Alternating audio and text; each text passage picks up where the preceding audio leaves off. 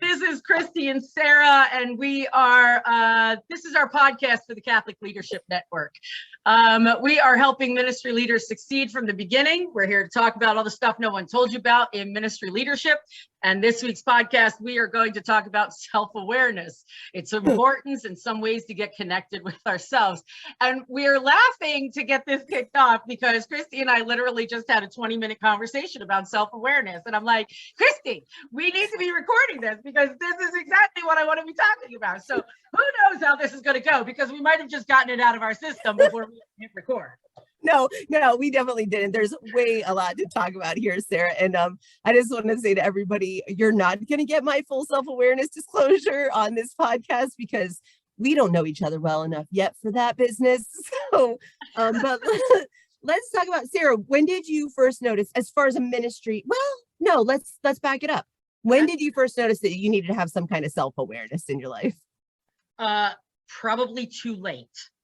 Oh, like seriously, I would say just in the last couple of years. So I'm in my early 40s, and I would say just when I hit that probably 40th threshold, that I realized that there were certain things like that I habitually do and connect with, and like where I feel energy and things like that. So I would say just recently. And I look back on my early years in ministry and I'm like, oh, this is what that old dearie was trying to tell me. Oh, this is what that, that senior person who's been in ministry for 20 years was trying to tell me. And I just wasn't at a place then to really know or understand, because when I grew up with, you just kind of push through and you get the job done. And, I'm a very emotional person, but I wasn't allowed to express those emotions. I'm a very angry person. I cry a lot. I get frustrated a lot. But I'm not allowed to show that or sit with that or understand that. But in recent years, through some spiritual direction, through some master's degree work with Loyola Institute for Ministry. And one of the things that I like about Loyola is the Ignatian spirituality that they have, that emotions have meaning and are important and really help to clarify some things. And so I would say within the last 5 or 6 years, topics of emotion being okay and good and part of who we are have come up. And I want to say one of the big turning points was September of 2019. I was at a conference out in Chicago. It was a young adult ministry conference, and I think it was like the young adult symposium with the National Advisory Team for Young Adult Ministry, NATYAM. And one of my friends was up on the stage. I forget what the exact topic was, but she was talking about a time in her life where she felt angry. And I wrote down this quote, and this quote comes to my mind daily. Anger brings clarity to that which we believe. Did I write that to you? Just in case if anybody's wondering, what I'm holding up now is a sticky note that I carry around with me that Sarah wrote in her handwriting of that exact quote. It used to be in my cube. It's now in my home office, and I keep it beside me all the time. Beth Nobby?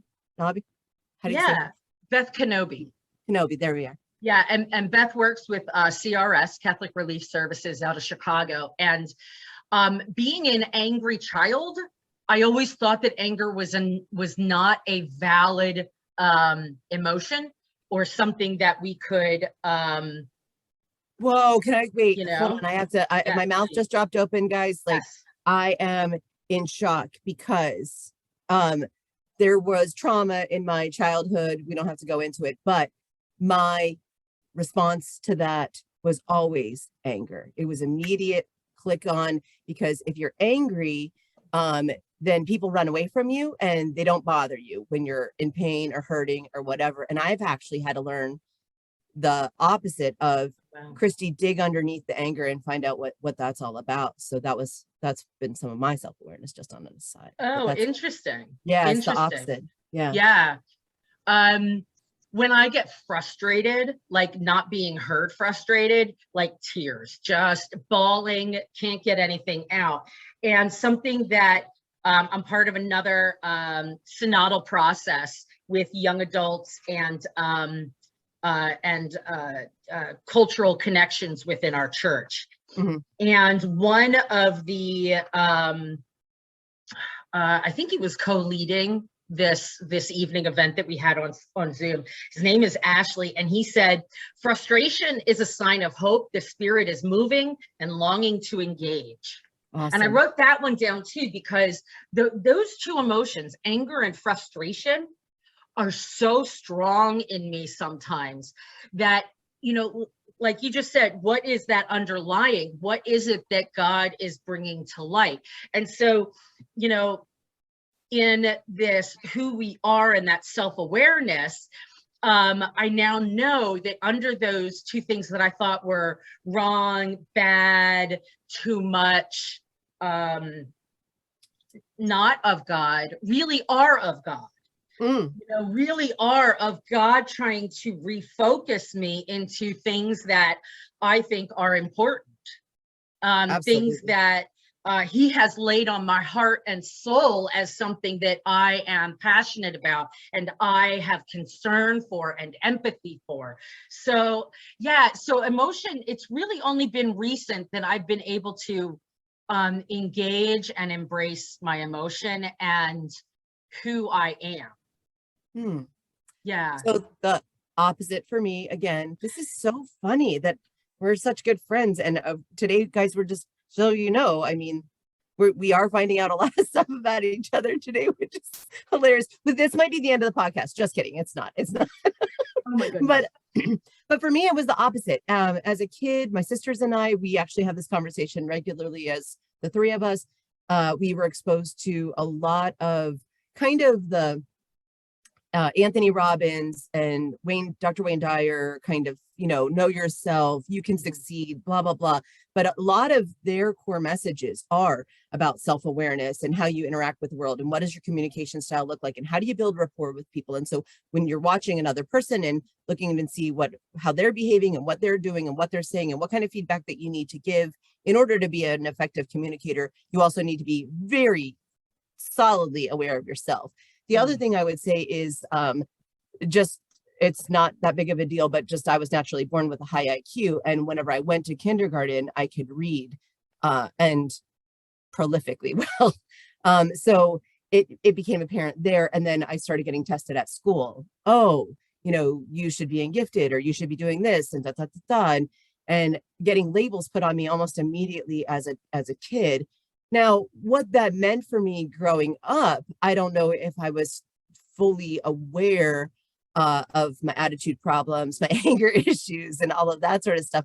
One of the moments that sticks out for me, and I always make this joke that kind of put me in check about my attitude about my intelligence, was that, you know, I was very irritated about my first job in the Navy because, just straight up, guys, I was cleaning things and doing janitorial work. And I was very annoyed by it. And I was complaining one day, and a friend of mine said to me, she looked at me and she said, "Oh yeah, you're so fancy and so smart and so amazing. Then how come you're standing right here beside me folding laundry?" Which I was like, yeah, bam.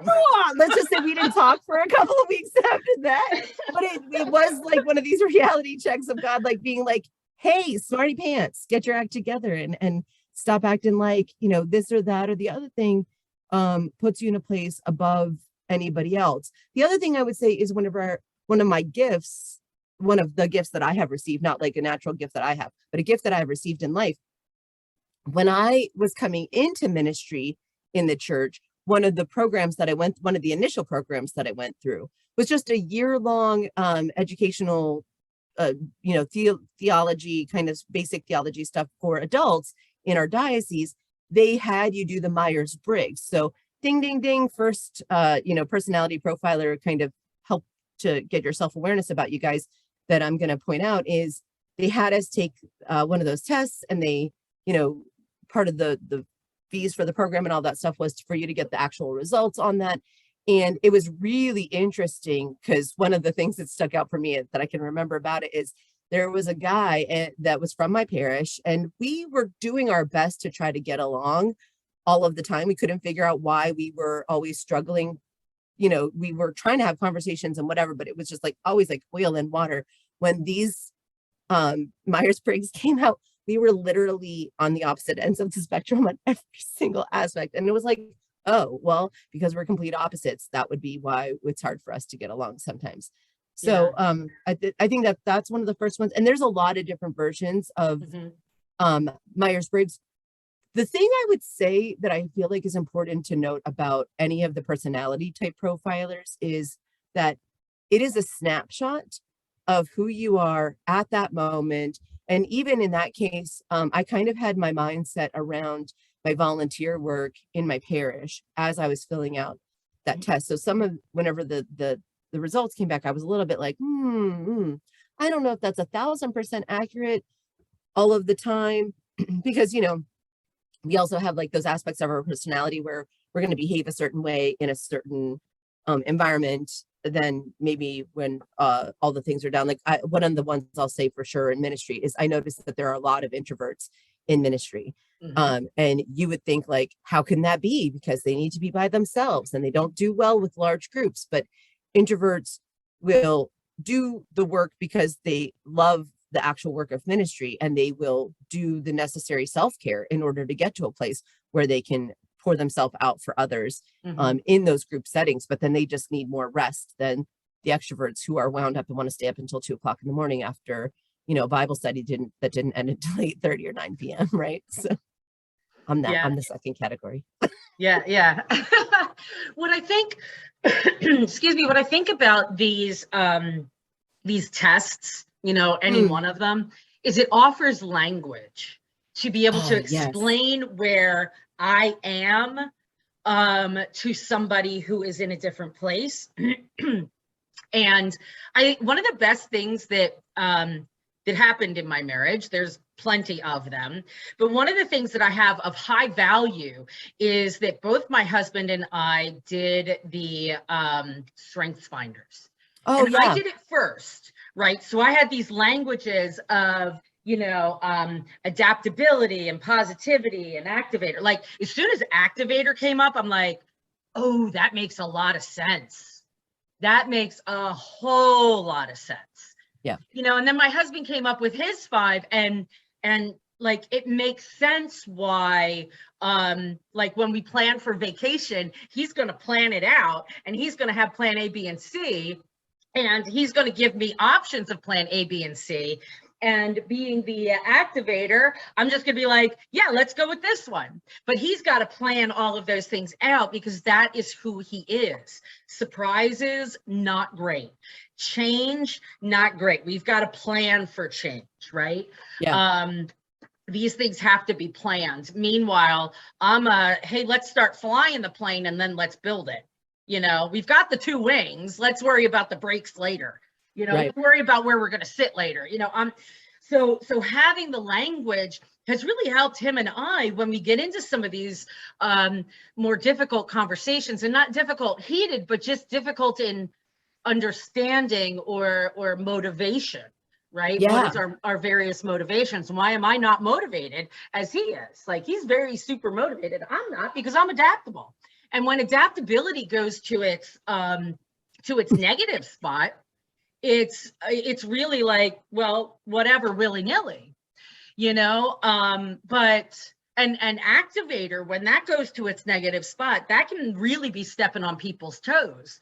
And truly I have. So, but now that I know that, I can pay attention to that and know, oh, my activator just went into high gear, and this person that I'm working with and collaborating with is going to feel diminished if I'm not more careful in connecting with them. And my other one is relator. So let me pull the relator up forward. So it's really kind of paying attention to some of these things within the context of the actions and what we do. So now I have language to do that.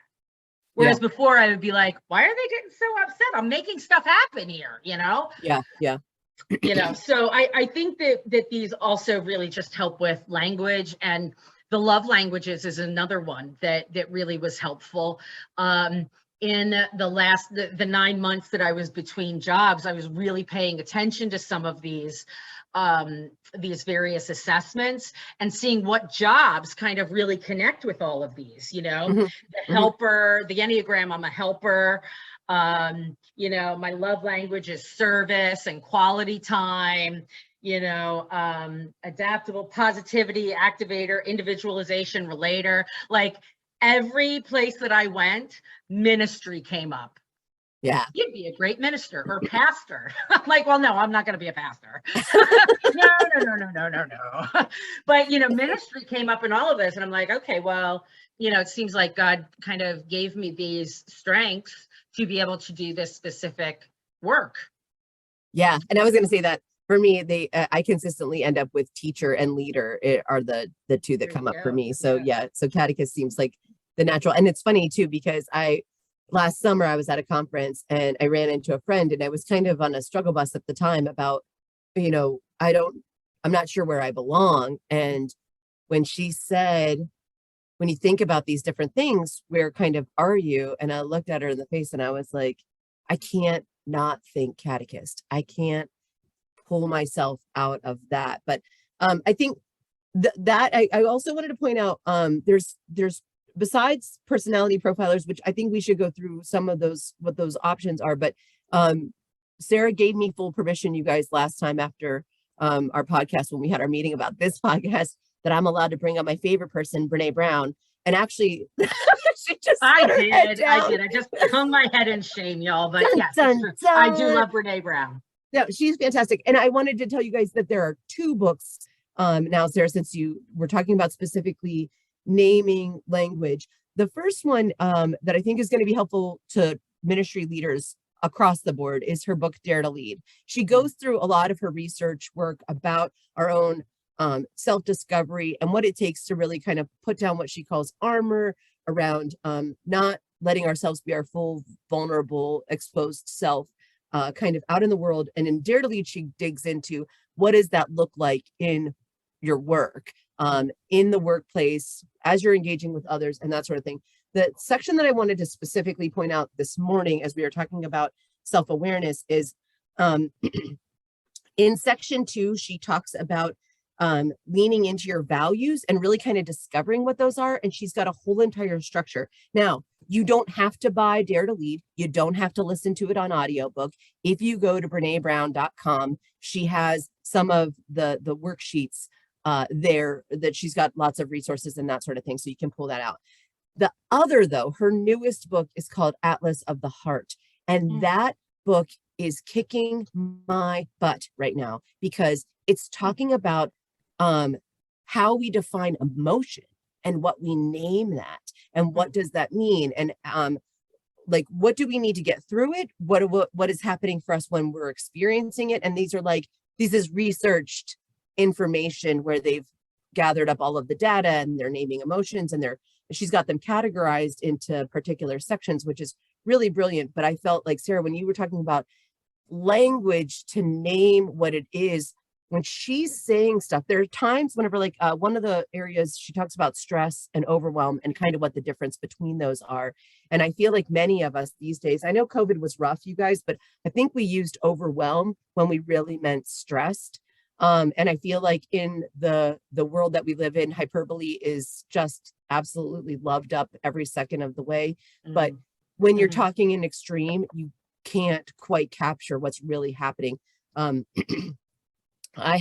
use catchphrases all of the time, and probably like 15 years ago or so, I was always saying that everything was the bomb. Oh, that's the bomb. This is the bomb. Everything's the bomb. And one of my coworkers looked at me and he was like, Christy, everything can't be the bomb. And I was like, but it can. She was agreeing with me. But you know what I'm saying? Like, it's sort of like that, though. Like, everything can't be awesome. Everything can't be angry. Everything can't be mad. You know, there's there's levels to these things, and there's nuance to our personalities. And that's what else I think is important, because even when you look at something like the Strengths Finders, with like a Myers-Briggs, there are 16 categories that you end up with. One of the places I think is fun to go is 16personalities.com, that you can go and check out. You can actually take what's a Myers-Briggs evaluation, and then it'll give you results for free. And it gives you some of those kind of categories like Sarah was talking about, strengths and weaknesses, where you might thrive, where you might struggle a little bit, maybe professions that'll match up with that personality type, that sort of thing. But with Strengths Finders, I bet it's tough to find two people with the same top 5, you know. And I think that's one of the beautiful things for us to recognize about our humanness, is that we there is complementarity, and there is some, you know, similarities along the way, but we all also are bringing all of our experience and also just our innate selfness to the table, that really changes who we are and how we function. And then, like I said at the beginning, guys, there's times when that shifts, because we grow, we learn, we develop. And some of those areas can shift and change. My Myers-Briggs kind of shifted from when I got married to like before marriage to about 5 years ago when I took it. My middle two, the S and the F, got really close. Like they were almost 50-50 to the opposite. So depending on the day, those middle two could change. But I'm a high E and a high P. Yeah. Right? I'm a high E and a high P. Now, what does this bring to our Catholic ministry? I think that this is important for us to know, and important for those who we minister to know as well, because we connect to various spiritualities and prayer formats differently because of who God made us to be. Look, my t-shirt, we were made for glorious purpose. I wore this on purpose today. It's got Loki on it. It's got all the different variant Lokis on it. Loki was made for glorious purpose. Weren't we all? We were all made for glorious purpose.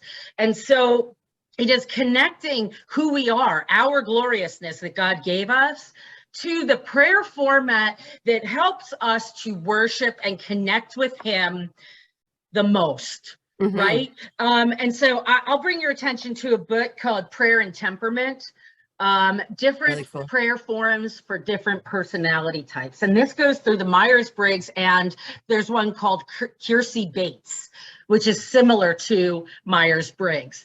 And it connects out, you know, the various temperaments that people have, and what type of spirituality they connect with. So I ESFP. So if we look at the S, what is that? Sensory, and P is perception. Perception. I'm sorry. I have to, for somebody who's dyslexic, just using letters really is difficult because I always want to switch them around.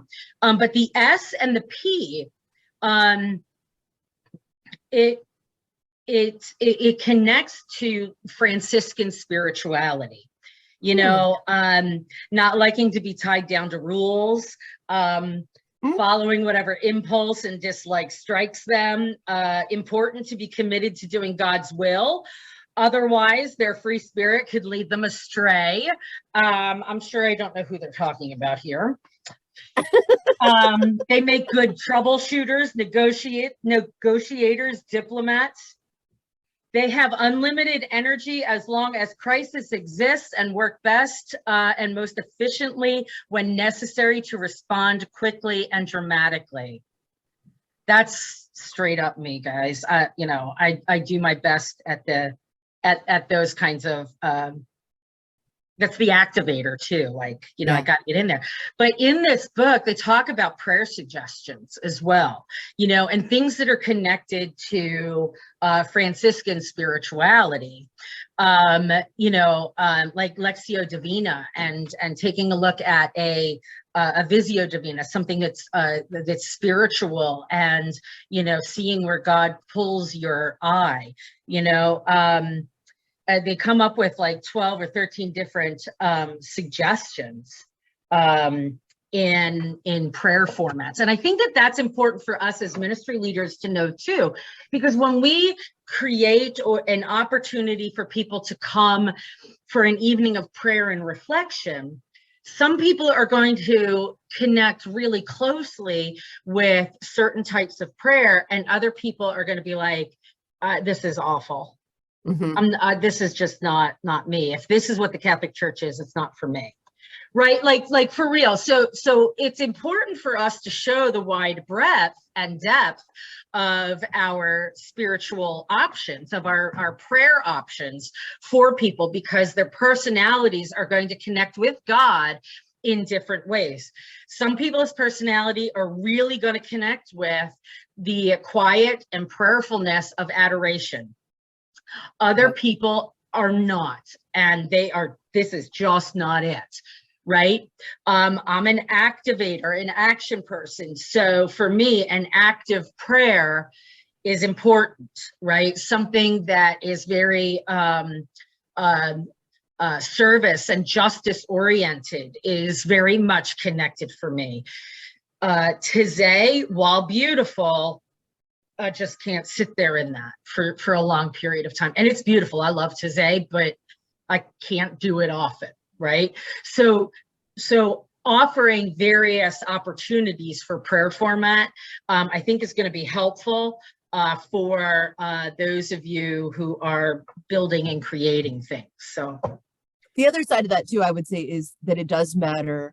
You need to have some awareness. I think all of these, like your personality and your emotions, and how you relate in love and in prayer, that's important to know. But I also think it's important to know about your work style as well. Some things like something I had to find out about myself is I cannot make my own deadlines. I'm the worst. I have to be accountable to somebody or something else. And I can't say it. Like, I can't say like, oh, Sarah, by March 1st, I will have blah, blah, blah. Something about in my nugget, I need for you to say, Christy, by March 1st, I need. And I actually had this conversation with one of my previous bosses because he wanted to know. He said, like, how do you work best? And I said, I need you to tell me the deadline. So whenever we're talking about like projects and this and that sort of thing, and you say like, I need it by such and such, such and such, such and such. And it can't be like, as you get to it, because you guys know this in ministry, right? Like everything ends up being the priority. And so then nothing is the priority. And so you really got to figure out how you can dig into those things. One of the other, again, a newer kind of profiler that can be helpful is Pat Lencioni, who does a lot of consulting work in the secular world, but he also consults in the church world. He came up with a new thing called Widget, which is his 6 types of working genius that you can kind of end up in. And you end up with like 2 top, 2 middle, 2 bottom, and they're called wonder, invention, discernment, galvanizing, enablement, tenacity. If you just go to Working Genius on the interwebs, I think it's workinggenius.com, but I'm not positive. But you can take the quiz. I think it's only like, it might be as much as like $50, but if you can get in with like a group, you can do it for like $20 or something like that. But I think that's also helpful to know, like, are you an ideas person? Are you a creative? Can you like take from 0 to something? Are you the person that's going to go through and pick through the details, like Sarah was talking about, and being the troubleshooter and figuring it out? Are you the tenacity person? That's the language that Pat's using, but that can really see a project through and stick with it and stay on top of people. And I'm not that person. Consistency is where not awesome. So yeah, I think, and it's those kinds of things that helps you be aware of where you need to ask for help at work as well, because that is part of this, right? Like, part of the situation here is that we get ourselves all bogged down and we get really upset and concerned because we think we have to be like X or Y or Z, and we haven't communicated what our actual needs are. So knowing what they are in advance, or, of course you're going to learn them as you go along in your life and your work, but it's helpful to know that. Yeah, and I think spiritual direction has helped me out as well. Oh yeah. And I've really dug into spiritual direction over, I would say, the last 3 or 4 years. I've really dug into it. I would encourage anybody who is just starting out in ministry to find a spiritual director and make it a priority. I did not make it a priority when I started, and I will tell you that I burnt out a couple of times because not because I think that it would have been helpful at that time to have somebody to walk through that with me and to help me see where God was touching my life through that time of overwhelm and stress and difficulty. You know, in the 9 months that I was without a job, I never felt that overwhelm and stress and negativity.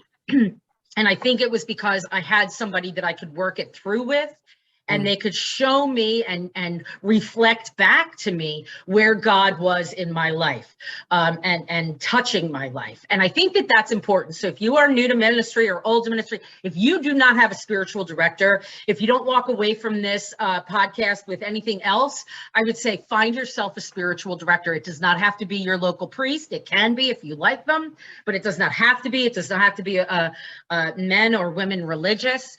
There are plenty of lay leaders out there who are excellent spiritual directors. I do my spiritual direction over Zoom. So you don't have to meet in person, but you can if you want. I would strongly encourage you to find somebody. If you need help finding somebody, just type it into the notes below, or reach out to Christy and I directly, and we'll offer some resources in that. I do believe that there is a spiritual direction. I'll have to find it. Somebody told me about it once, and now I can't remember what it is. But you can do an assessment there, and they'll try and line you up with somebody who is who would be helpful in what you're looking to work through or connect with. The only thing is I'm not sure if that's Catholic specific. I think that might be just spiritual direction in general. So, but I'll see if I can find that and link that out to y'all. Okay, the other thing I want to say there too, Sarah, is just like you mentioned about our prayer styles and spirituality, there are spiritual directors that are of a particular spirituality that can also be helpful. So if you get with somebody that understands your spirituality, then those conversations flow a lot nicer, a lot easier. They can give you materials to work with or resources that flow from and with that, so that you're, it's making sense to you, and there's less of a because I think there's plenty of times in our spiritual lives, right, where it gets itchy or scratchy, and it's uncomfortable because of what we're going through or what we're dealing with God. It's not helpful for, I think, for the prayer part of that to necessarily be itchy or scratchy. It should all, you know what I mean? There can be a beauty to how the prayer and what's being offered to you is pulling that out and letting you flow from there, so that wherever there's discomfort, I feel like, I don't know about for you, but for me anyway, it's been less since the the prayers and my resources are matching really well with how I understand.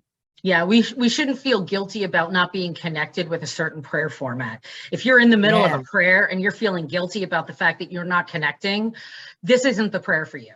Yeah. That kind of guilt in prayer is not of God. It's of the adversary, who's going to really start to try and tack you down and tell you a lot of things that are not true. So just be aware of emotions and become aware of what you're noticing within your prayer life.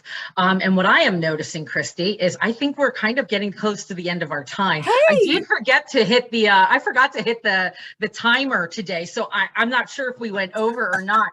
So Christy and I talked last week. I said, we've gone over now twice in a row. We need to make sure that when we're talking about self-awareness, that we are aware of our time. And I don't know where we are on our time right now. So I'm definitely failed with that, but I think we are close.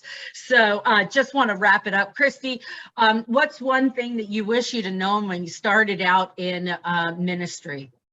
How helpful spiritual direction actually is, because that's the thing I didn't come to until later. But and I just want to throw in one last thing, since all of these things that we said, we're going to give you guys links and whatnot below. So don't fret.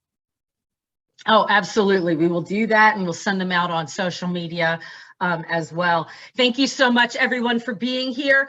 We are talking about stuff people might not be talking about ministry. We are so happy that you are joining us. You are all rock stars in your ministry. Keep moving forward, keep breathing, and keep moving forward. Thanks, everybody, and have a great day. Bye, peace.